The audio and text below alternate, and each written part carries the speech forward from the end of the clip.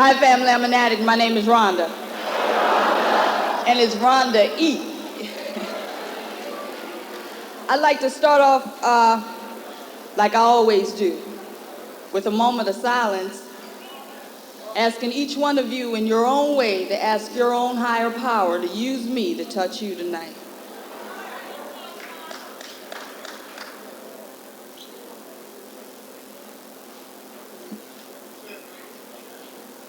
Thank you very much. When I got the call, I want to first thank my Creator for this opportunity to be an instrument that He uses tonight. I'd also like to thank the program committee as well as the convention committee for inviting me. This is an honor. And when I got the call, the first thing that went through my mind was, why me? There's so many people who, just in this room alone that I know, who has such powerful messages. And I was going around and I was asking people, why me? Why me? And this guy pulled me up one day. He said, listen, he said, don't put a question mark where God puts a period. So I stopped asking why me, and I started saying thank you, you know. Danny, you did a wonderful job. I really enjoyed listening to you. Give him a hand, yeah. And I'm nervous too. Let me tell you how nervous I am. I was sitting down over there cracking my knuckles, and I finished cracking all mine. I reached over to my boyfriend and started cracking his knuckles. I ran out of my own, you know. I don't know, all I have is who I am and what I am. But before I get serious, because anybody who's heard me, y'all know I get, emotional. I'll cry in the mirror. But I got this story I want to tell you. It's, the Three Stooges. Most of y'all know the Three Stooges. Well, what you don't know is two of them were in NA, Larry and Moe. And one Monday night after an NA meeting, Larry and Moe was in Shoney's drinking coffee, and Larry turned to Moe and said, Moe, do you think they have NA meetings in heaven? Moe looked at Larry and said, well, Larry, I don't know. But I tell you what, whichever one of us find out first, come on back down and tell the other. So Larry said, okay. So it just so happened that week, Moe got into an accident and died and went to heaven. So Friday, he showed up in Larry's bedroom. Larry said, that's you, Moe? Moe said, yeah, Larry, I got some good news and some bad news. Larry said, well, what's the good news, Moe? He said, they got NA meetings in heaven. Larry said, wow, Moe, that's great. He said, but what's the bad news? You're my speaker for Sunday.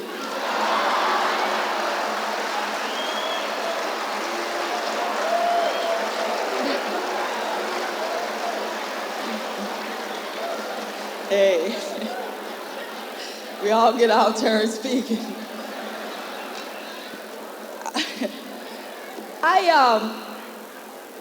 I just want to share a little bit of who I am. I know I have a time limit and I don't know if I can get it all in, but I need to let you know who I am, where I've been, what I've been through, because I think the message is hope.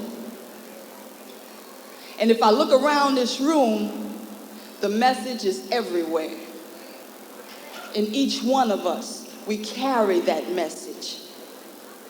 Sometimes it's the only basic text anybody will ever read by looking at us. I'm going to start and I'm going to qualify myself, but I'm not going to dwell in active addiction. But you know what?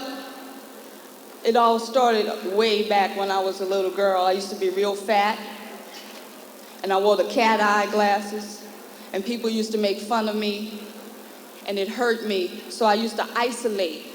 And they say normal people build sandcastles in the sky. Addicts move into them. And that's what I did.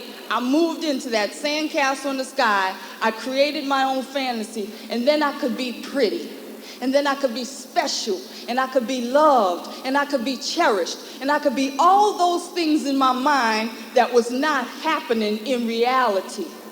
I escaped because reality was too painful. And I kept escaping and daydreaming about being Mrs. So-and-so and the man with the white horse, and somebody always coming just to love me. I was looking for love a long time ago. There was a void inside of me that I didn't know then that only God could fill. And I kept searching all my life looking for something to fill that void. And everything I put in there at the time always seemed like it fit. Oh, in the beginning it seemed so good. Oh, it felt good, but the feeling never lasted. And it always turned into a nightmare. And that's how it happened with drugs. It felt good in the beginning, And I want to stop, and I need to tell a newcomer here, because you might not understand everything that's being said, but I want you to try to understand this. An addict, any addict, can stop using, step 1. Lose the desire to use, step 2. And find a new way to live, step 3 through 12.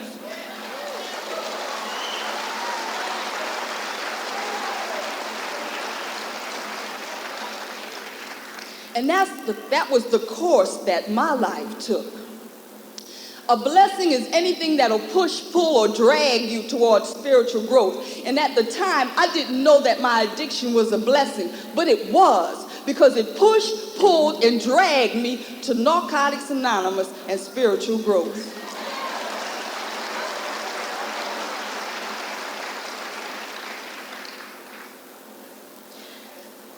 I wish I could tell you. I need to back up though. But before I got to Narcotics Anonymous, something happened. As something always does, that brings us all into this room. And what happened was, I had went to a dope dealer to try to get me something. I didn't have any money. And he put it to me on the line. He made me feel dirty. And it's not that it hadn't happened before, it just hit me this time. You know what I'm saying? I felt the filth. Maybe the drug stopped working and the filth started feeling bad. You know what I'm saying? But he put it to me on the line. He said, you do this or you don't get nothing. And I did it. But I need to tell y'all, I carried that dirt on me. I couldn't get high. I couldn't get high, and when I ran out, that was the first time I didn't want any more. I went home and started taking a shower, and I had my fingernails, and I was trying to scratch my skin off, because it was like, I felt like the dirt was inside of me, and I was trying to get it out. And I couldn't. It had stopped feeling good. It had stopped working. I couldn't escape anymore. And that's when I cried out for help. 2 weeks later, I was introduced to Narcotics Anonymous. And I didn't have an easy course. I thought that all I had to do was stop using and I would live happily ever after. I would have no more problems. But it didn't work like that. You know what I'm saying? I started coming around and I was hearing powerlessness and unmanageability, and the unmanageability was fine. I knew I didn't have nothing. It didn't take Einstein to figure that out.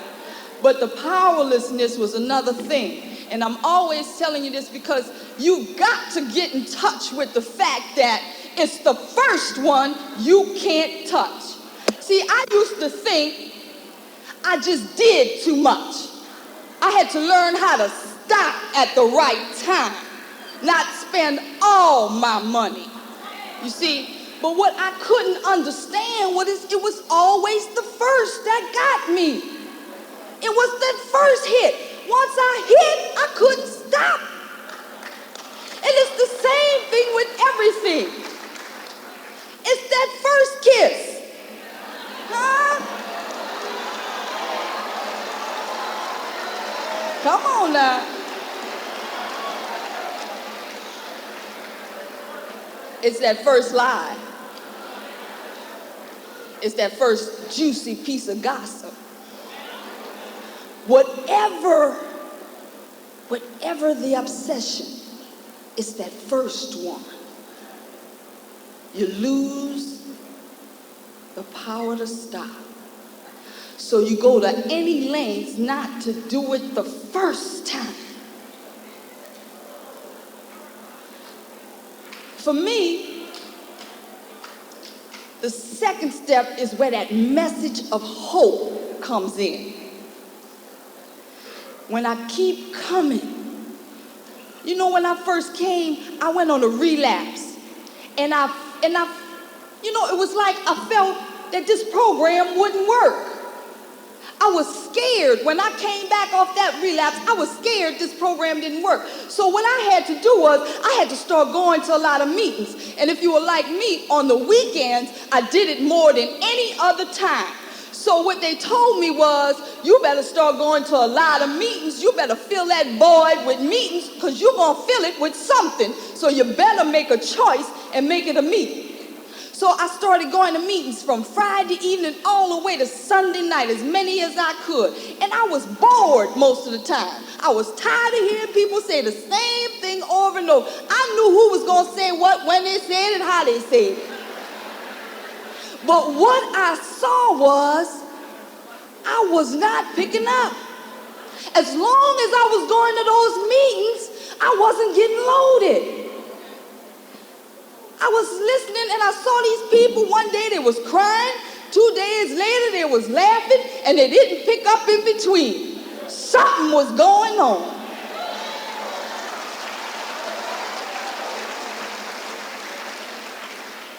See, what I found out, there was nothing standing between me and my addiction.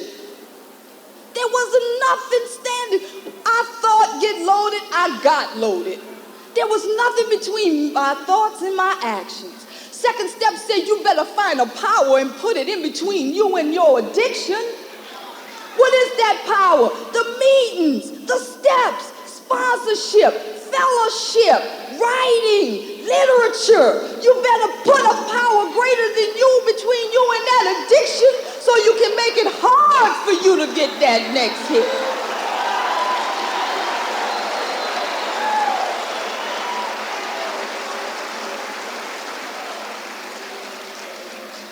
What I started doing. They said you can work these steps long time before you understand them. And I found that to be true in my own recovery. The honest desire, not even the honest one, the desire to stay clean. So I stuck around and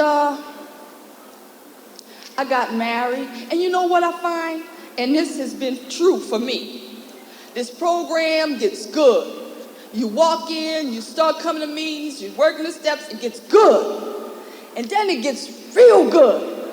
Lord, miracles start happening everywhere. You're getting jobs, you're getting cars, you're getting degrees, you're getting everything. You're getting boyfriends and girlfriends and money. And then it gets real.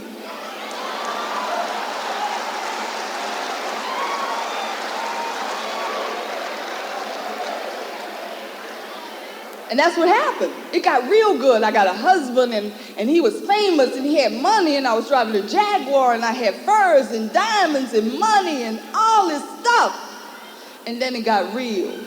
Around about 1987 in July, I went to the hospital and had 104.8 fever.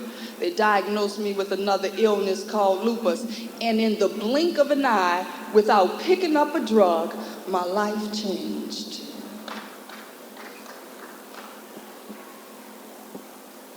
I went into the hospital 5 times within a course of 6 months. On the 3rd hospital stay, my husband walked in and said he had had enough. My appearance started changing from the male steroids and the chemotherapy that I had to undergo. My physical appearance started changing. I became weak. I would walk and fall, and that would embarrass him. I would just fall, my limbs would just give out. I was losing hair on my head, and I was gaining a mustache. I was looking like an old bald man. And I'm talking about it like it's nothing, but let me tell y'all something that was painful. People in my own family would not look at me. People in meetings would not look at me. And I didn't even pick up a drug.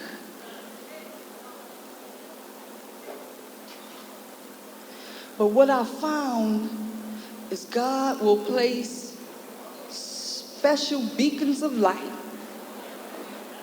right in your dark, bottomless pit to give you the hope you need to show you the way out.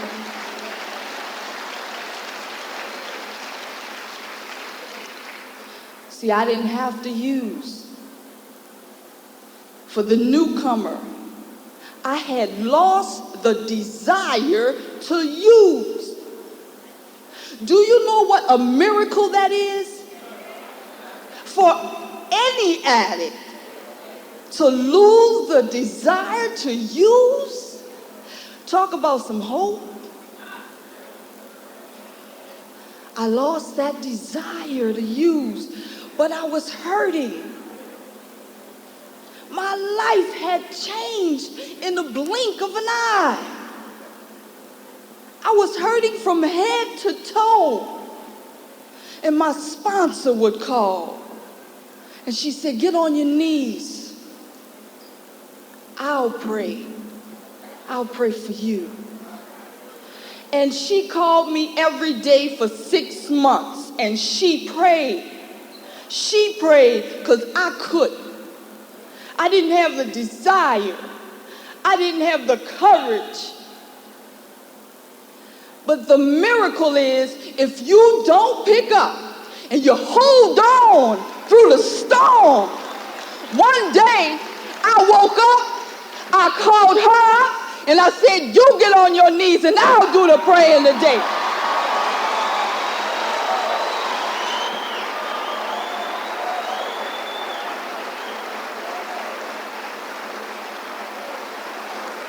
Like they said in the song, man, when that song was playing, I was crying. Lean on me. That's what NA says. Lean on me, any addict. Lean on me.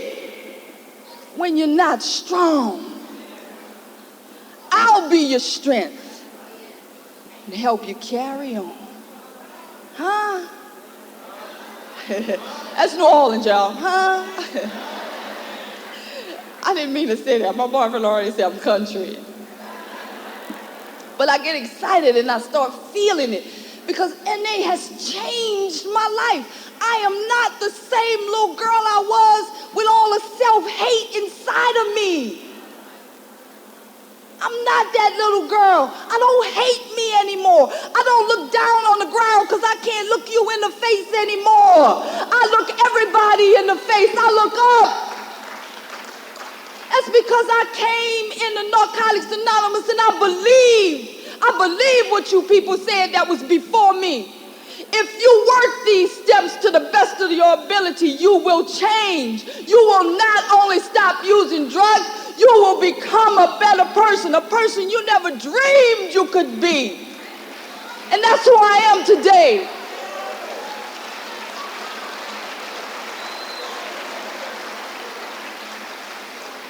And you know what I've learned? Material things come and go. I've had it all. I've been to the top of the mountain. Jaguar, Mercedes. My husband made $250,000 a year. I've been to the mountaintop. Materially. And I was miserable. Material things come and go. But what I found was, you see, I've always been looking for happiness. I've always been looking for happiness. I've been looking for love. And somebody told me a while back, they said, you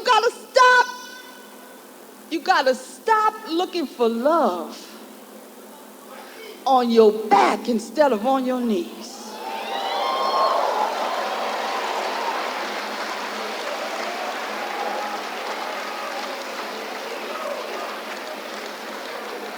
You gotta sell the sand castle in the sky and come on back down to earth. See, Rhonda, you can run from reality when it knocks on the door, but it's just gonna come in the window. But reality is gonna come. You know what? I've had a hard time this year.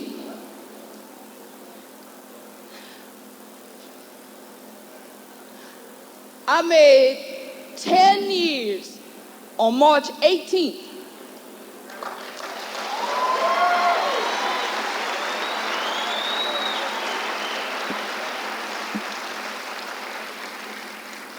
On March 15th, my brother picked up a gun and put it to his head and killed himself because he could not get this program. And I was listening to Danny, and what a wonderful miracle for you to have two sisters in recovery. Because I'm telling you, if there was any way possible, if there was anybody I wanted to give this program to, it was him. And that's what the third step is about. I've learned that I was powerless in the first step. The third step, I learned that you are powerless too. So I better find a God. See, when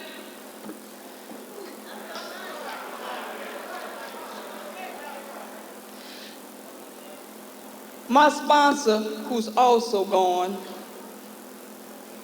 used to say there's gonna come a time when there won't be any human beings around. And when that time comes, just stand where you are and reach out for God. He'll be there.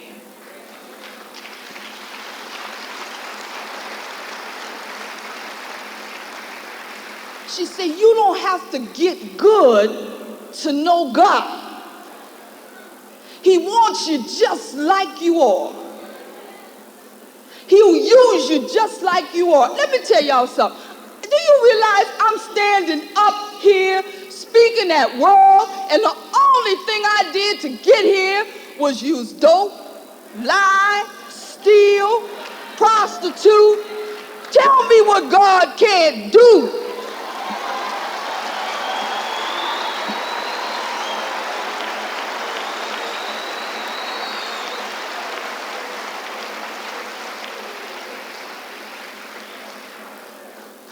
One more thing I want to say about the message of hope.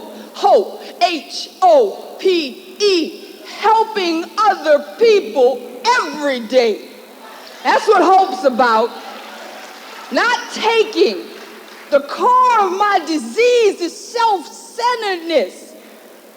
Let me tell y'all, I started going back to school. That was like my amends to me.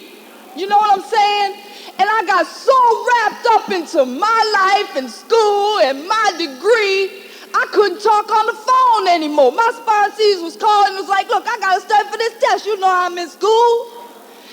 And the phone stopped ringing. Now, when an addict's phone stopped ringing, you better take a 10th step. And what happened was, I went into that self-centeredness again. I forgot who brought me to the point where I could go back to school. Narcotics Anonymous. Giving it back is all it's about. Things will come and things will go. The only thing that I can take with me is what I've done for somebody else. Man, what got me in touch with that was there's this lady in New Orleans where I stay, and she's got AIDS. And she's full blown. And I went to see her one day because she's living in this halfway house, and she was crying because nobody would touch her. And she's recovering. Throughout all this, she didn't pick up no dope. And she was hurting so bad. She was saying, I'm tired, Rhonda. She said, nobody touches me, man. Nobody touches me. And you know what that brought me back to? when nobody touched me, when they were scared to look at me. And I just grabbed that girl, and I'm telling you, for the first time, I knew what happiness was, man. It wasn't nothing about taking and finding. Happiness is in giving, man. I was holding that girl, and she was crying, and she felt so good in my arms. You see, each one of us inside, we need to be touched. We need to feel like somebody gives a damn whether we're here on this earth. And that's what Narcotics Anonymous did for me in the beginning. They said, Rhonda, we give a damn about you. Come on in. We don't care what you did. Just come on in here, girl. We're going to love you till you can learn how to love yourself. And y'all hugged me and y'all touched me, and the healing started happening and the hope started setting in. And all of a sudden, I started looking up instead of down. See, we got to know what it is we got before we start giving. Yeah, you know, a newcomer come in and we give them rides. And we give them a little food, and we give them a little money. But we give them dignity. We give them hope that they don't have to be who they used to be, and they don't have to do what they used to do, and all the dreams that they used to have that died in those needles and those rocks can rise up again.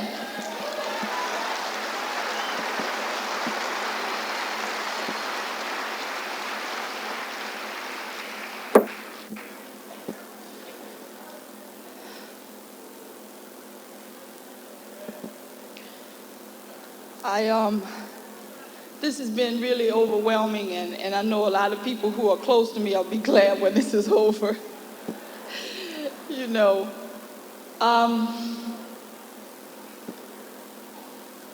my life has changed again. And for me, I used to hear people say, I want to change because I don't want to feel the pain. And my thing is, when I work these steps enough, the change is, I don't mind the pain. Now let me give it to you. I'm not saying I want it. I'm not saying I pray for it. What I'm saying is, I learn how to rock through it like Doreen said. You know, I'm learning how to survive my emotions. I'm learning how to feel them and not act on them. I'm learning how to sit and be lonely and not look for anybody to go lay with. I'm learning how to feel sad and learn how to cry without having to get into self-pity and calling 3 and 4 people and moaning all the time. I'm learning how to feel and sit through the feeling. And what's happening because of it is I'm not afraid to live. For so long, I was on the sideline watching everybody live life because I was too afraid to hurt. Now I'm in the game.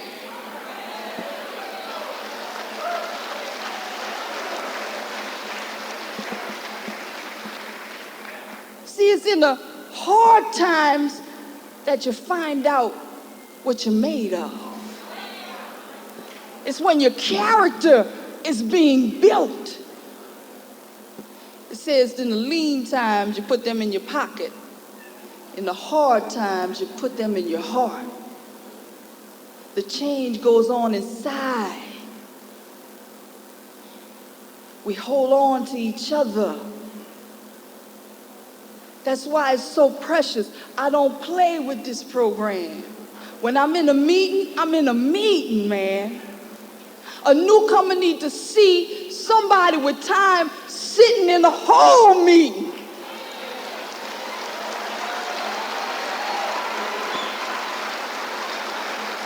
We need to stop telling them, do as I say, not as I do. We need to start showing these people the way. You know what? When they called me and told me about this, a friend of mine who has a little over 20 years called me, and he said, congratulations. There's nobody I know more who deserves it, who lives what she talks.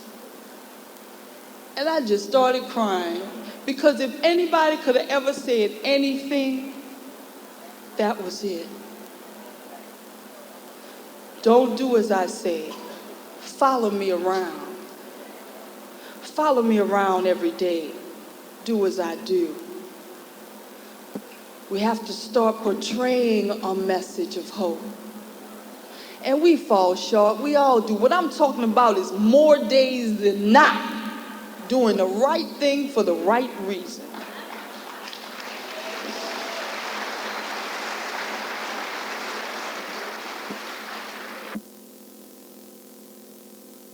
I don't know, y'all, I'm feeling relieved. I'm feeling much better.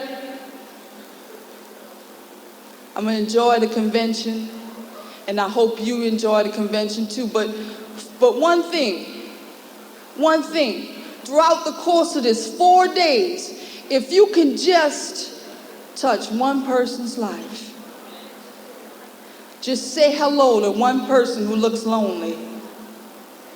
Because you know, when I was a newcomer, I was scared to come in here. Help somebody to feel comfortable, y'all. That's what this is all about. Let's really get into the message of hope and start giving it. I want to thank all of you for allowing me to share.